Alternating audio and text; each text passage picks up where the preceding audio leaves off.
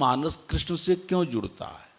तो मैं जो समझता हूँ वो ये समझता हूँ कि आम व्यक्ति तो गृहस्थ है, गृहस्थ में जो समस्याएं हैं, गृहस्थ का जो संघर्ष है, माता है, पिता है, भाई है, पत्नी है, राजा है, प्रजा है, जनता है, जीवन में कई समस्याएं आती हैं। तो स्वामी दयानंद का जीवन तो ब्रह्मचर्य जीवन है, ब्रह्मचर्य से सीधे संन्यास का जीवन है, बहुत बड़ा काम है। लेकिन इसके बावजूद लोगों को लगता है कि दयानंद बनना तो बड़ा कठिन है भी। तो मैं कई लोगों से बतलाता हूँ, बातचीत होती है कि भाई दयानंद बनना बहुत कठिन है, प्रेरणा उनसे हम ले सकते हैं। लेकिन स्वामी श्रद्धानंद को देखो, ये अलग अलग मॉडल हैं। अब स्वामी श्रद्धानंद के जीवन का पूर्वार्ध देखिए कैसा है, लेकिन बदलते हैं तो कितना बदल जाते हैं। लेकिन रामचंद्र जी का जो जीवन है वो इस मामले में आदर्श है कि मैं समझता हूं, जहां तक बहुत संक्षेप में बात करूंगा, कि पूरी दुनिया में गृहस्थ के रूप में राम का जो आदर्श है, उनका जो जीवन है वो अनोखा है, सबसे अनोखा है। एक तो इसी मामले में अनोखा है कि उनके ऊपर 2500 ग्रंथ लिखे गए हैं, पुस्तकें लिखी गई हैं राम का, अनुमान है उससे ज़्यादा ही होगा, कम नहीं होगा। और उनका इतना दूर तक प्रभाव है कि राम से एक मिलता जुलता रैमसन टाइप का शब्द बेल्जियम में एक गांव था जहां एक ऐसा नाम था जो राम से जुड़ा था, रैमसन या ऐसे ही कुछ टाइप का था। तो वहाँ एक पादरी थे, और पादरी का एक बेटा था बड़ा धार्मिक प्रवृत्ति का। उसने पता लगाया कि मेरे गांव का नाम जो है, इस नाम का एक व्यक्ति हुआ इंडिया में और बड़ा भारी महापुरुष है, सारे करोड़ों लोग उसको पूछते हैं।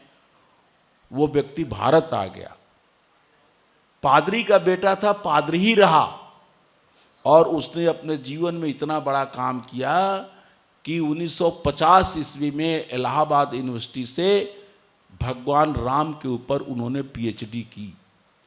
राम कथा उद्भव और विकास, नाम था डॉक्टर फादर कामिल बुल्के।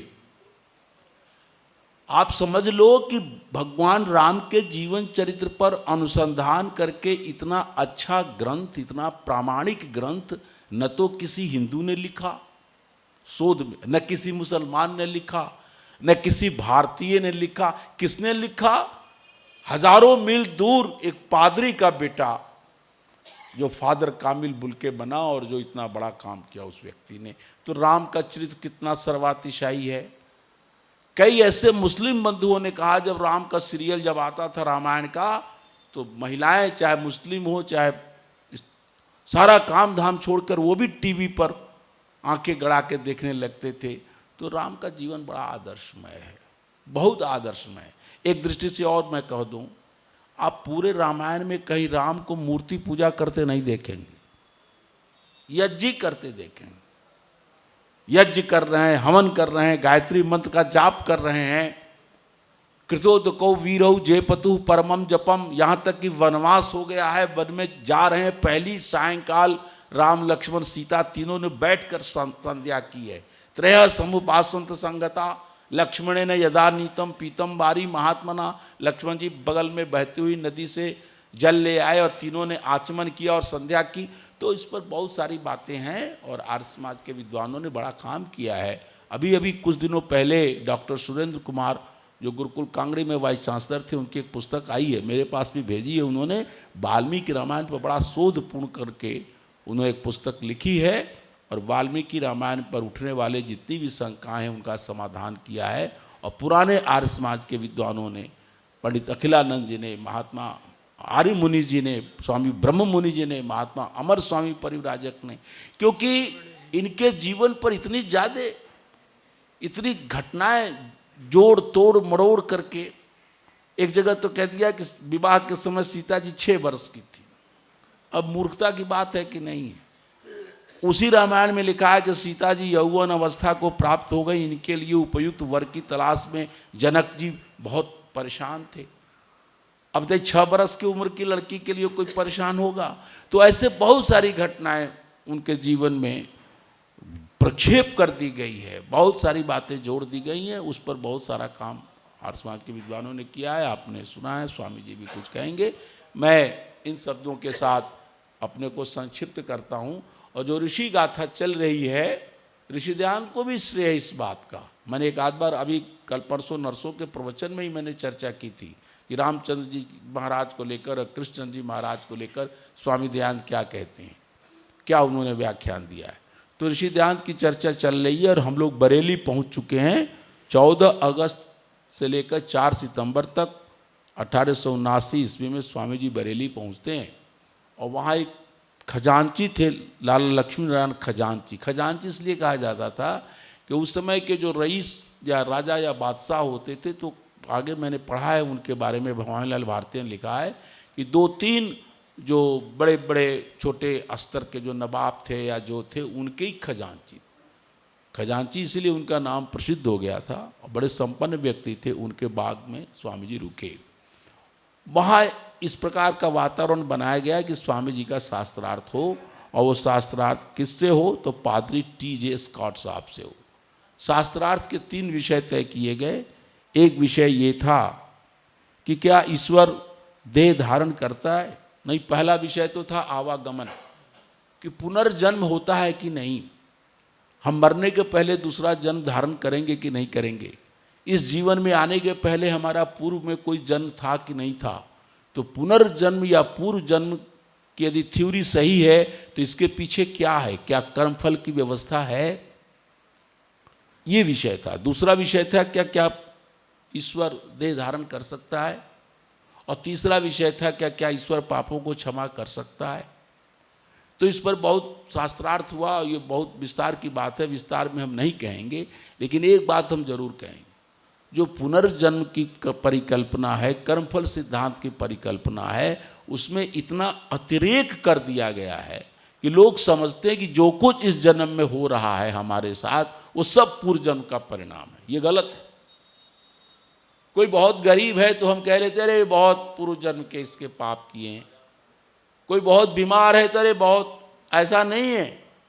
इतना लंबा नहीं खींचना चाहिए पूर्व जन्म की थ्योरी को, कर्मफल की थ्योरी को, क्योंकि न्याय दर्शन की फिलॉसफी कहती है कि दृष्ट फलकत्वे सती अदृष्ट फल कल्पनाया अन्यायत्वात्। इस न्याय के इस वचन का ये अर्थ है कि जिस कार्य का प्रत्यक्ष कारण दिखता हो वहाँ उसको मानना पड़ेगा। यदि किसी शोषण से कोई गरीबी हो रहा है, किसी के साथ अत्याचार कर रहे हैं आप, किसी के हक को आप छीन रहे हैं, और फिर कह दे कि वो तो उसका भोग रहा, कर रहा आप रहे हो। आपने अपथ्य सेवन किया, कुपथ्य सेवन किया, बीमारी ले बैठे, और फिर कहे पूर्वजन्म का भोग रहे हैं। मैं तो समझता हूँ 80-90% आदमी वर्तमान जन्म के कर्मों का फल भोगता है, या वर्तमान जन्म उसके लिए उत्तरदायी है। तो इसलिए इतना ज़्यादा उसको नहीं खींचना चाहिए। स्वामी जी ने इस बात की चर्चा की है, और लोग इस बात की चर्चा नहीं करते। एक शंकराचार्य जी हैं, वो उसका नाम है सदानंद जी, वहाँ वाले श्रृंगेरी वाले। अभी पिछले दिनों उनका बयान आया था, बड़ा गलत बयान आया था कि जातिवाद कोई समस्या नहीं है, क्योंकि पूर्व जन्म के पुण्य पाप से जाति व्यवस्था बनी है। और जो जिसको जो दलित कहते हैं, यदि वो पीड़ित है तो पूर्व जन्म के पाप से वो दलित है, पीड़ित है। इस प्रकार की मूर्खता की बात। फिर तो कोई ये भी कहेगा कि जिसको वेद पढ़ने का अधिकार इसलिए नहीं है कि पूर्व जन्म के कारण उसको अधिकार नहीं है। तो ये बात बहुत समझने की है। स्वामी दयानंद ने इस बात को स्पष्ट किया था शास्त्रार्थ में कि आवागमन पुनर्जन्म का एक उदाहरण आगे आता है कि एक स्टीवन साहब थे, शायद पादरी थे, नहीं पादरी नहीं है, जोनल मजिस्ट्रेट थे, थोड़ा लंगड़ा कर चलते थे। और उन्होंने स्वामी जी से पुनर्जन्म पर संवाद किया। तो उसने पूछा स्वामी जी ने कि आप ये जो थोड़ा सा पैरों का आपका ये लंगड़ा कर चलते हैं, ये कहते हाँ ये हो गया है, तो इसमें आप किसको दोष देना चाहते हैं? जन्म से है? तो उन्होंने कहा जन्म से है। तो आज क्यों लंगड़ा रहे हैं? किसी के पैर दोनों सही सलामत हैं, आपका पैर लंगड़ा कर चल रहे हैं, इसमें आप क्या आपकी बाइबिल क्या बोलती है, आपका ईसाईयत इस पर क्या जवाब देता है? तो उन्होंने कहा खुदा की मर्जी, अल्लाह माने परमात्मा गॉड की मर्जी, उन्होंने हमको ऐसा बना दिया। तो स्वामी जी ने कहा नहीं ये गलत है, परमात्मा जिम्मेदार नहीं है आपके वर्तमान में जिस रूप में हैं, इसके लिए आप जिम्मेदार हैं, आपका इस जन्म का कर्म या आपके पूर्व जन्म के कर्म। नहीं तो बताइए, तो बड़ा अन्याय हो जाएगा। और फिर जो लोग एक ही जन्म मानते हैं, यही एक ही जन्म प्रथम जन्म है और यही अंतिम जन्म है, कुत्ते का भी, ये कुत्ता अमुक कुत्ता कुत्ता है तो क्यों कुत्ता है, इसके पहले क्या था तो पहले पता नहीं, आगे क्या कुछ नहीं, ये कुत्ता हुआ हुआ, अब क्या होगा, अब कुछ नहीं होगा। तो जितने भी कुत्ता है, घोड़ा है, गधा है, कृमि कीट पतंग पशु पक्षी चिड़िया आदि हैं, मनुष्य है, सबका पहला जन्म है और ये अंतिम जन्म है। तो खुदा ने, परमात्मा ने किसी को कुत्ता क्यों बनाया, किसी को घोड़ा क्यों बनाया, किसी को गधा क्यों बनाया, कोई नाली का कीड़ा क्यों बन गया, कोई गिद्ध क्यों बन गया, कोई इतना ज़्यादा पैदा हुई, बिरला के घर में पैदा हो गया, करोड़ों अरबों का मालिक हो गया, कोई घसियारे घर में पैदा हो गया, दूध तक नहीं मिल रही है पीने को, माँ के दूध के अलावा दूध ही नहीं पिया। स्वामी धर्मानंद जी महाराज जब गए उड़ीसा में गुरुकुल झज्जर से पढ़कर, तो उन्होंने उस समय संकल्प लिया था कि हम गुरुकुल में झज्जर में पढ़े हैं, हरियाणा तो संपन्न प्रांत है, हम ऐसा जगह काम करें जहाँ बहुत गरीबी है, बहुत विषमता है, वेदों का कोई नाम लेने वाला नहीं है। तो पता लगा कि इस समय पूरे भारत, आज से 50-60 साल पहले की बात बता रहा हूँ, तो उनको पता लगा कि इस समय सबसे ज़्यादा गरीब उड़ीसा है, उड़ीसा में भी काला हांडी है, वहाँ हर साल लगभग अकाल पड़ता है। तो वो बेचारा हरियाणा के जाट, ब्रह्मचर्य से आगे सीधे संन्यास लिया, जाट कुल में पैदा हुए थे और चले गए कहाँ, काला हांडी। और वहाँ जा कर के उन्होंने वैसे गांव में बसे लोगों से बातचीत की, खुद लोगों को इकट्ठा किया, कुआं खोदा, कुआं खोद से पानी निकाले, खुद सब्जियों बोना शुरू किया, सब्जी को लेकर सर पर टोकरी लेकर वेद शास्त्र का विद्वान बाजार में गया, बेचा, हरियाणा के लोगों से बात कर, दिल्ली के लोगों से बात करके गाय मंगाई, इतना बड़ा काम करके गुरुकुल खड़ा किया। और जब वहाँ अकाल पड़ता था तो यूपी उड़ीसा की सरकार भी उनकी जनता को देकर के राहत का काम उनके हाथ में सौंप दिया जाता था। तो स्वामी धर्मानंद ने लिखा है कि जब मैं कलछू में वो दलिया बना करके बांटता था गरीब अकाल हांडी के उन गांव में, अकाल ग्रस्त गांव में, तो जो बच्चे अपने एल्युमिनियम के प्लेट में जब उसको लेते थे और करछिल से गिराते समय कुछ जमीन में गिर जाता था, तो जमीन बालू पर गिरे हुए को उठा के चाट के खाने लगते। हमने कहा ये क्यों कर रहे हो, मैं तो दे ही रहा हूं। तो नहीं, तो पूछते थे तो पता लगा उन बच्चों ने माँ के दूध के अलावा कभी दूध पिया ही नहीं किसी का दूध, इतनी गरीबी थी। तो ऐसे जगह पर आर्य समाज के लोगों ने काम किया। तो किसकी प्रेरणा से काम किया, तो ऋषि दयानंद ने सारी बातों उनसे प्रेरणा ली है लोगों ने। कर्मफल की थ्योरी ऐसे नहीं है कि आप उसको हल्ला में उड़ा दें, लेकिन आपको काम करना पड़ेगा। इसी प्रकार ईश्वर शरीर धारण कर सकता है कि नहीं, तो स्वामी का धारण करने की आवश्यकता ही नहीं। वो सर्वव्यापक सर्वांतर्यामी नित्य अनादि अनंत ब्रह्म को क्यों शरीर धारण करेगा। इसी प्रकार ईश्वर पापों को क्षमा करता है कि नहीं, ये भी बात है। पाप क्षमा करने का क्या मतलब है। और ये इस मामले में आजकल धर्म के क्षेत्र में सबसे बड़ा गड़बड़ झाला यही है। क्या हिंदू, शंकराचार्य, क्या मुसलमान, क्या ईसाई, वो तो कहता तौबा तौबा बोल दो हो जाएगा, दिन भर का पाप शाम काल तौबा बोल दिया खत्म।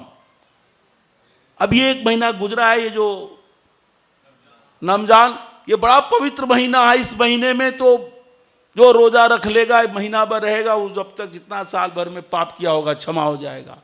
ईसा मसीह तो के चेले तो इतने ज़्यादा आगे बढ़ गए कि वो कहते हैं कि जब तक हजरत ईसा मसीह पर विश्वास ले आओ, बस जो लोग उन पर विश्वास नहीं लाएंगे उनके पाप क्षमा नहीं होंगे, और जो लाएंगे उनके सारे पाप क्षमा हो जाएंगे।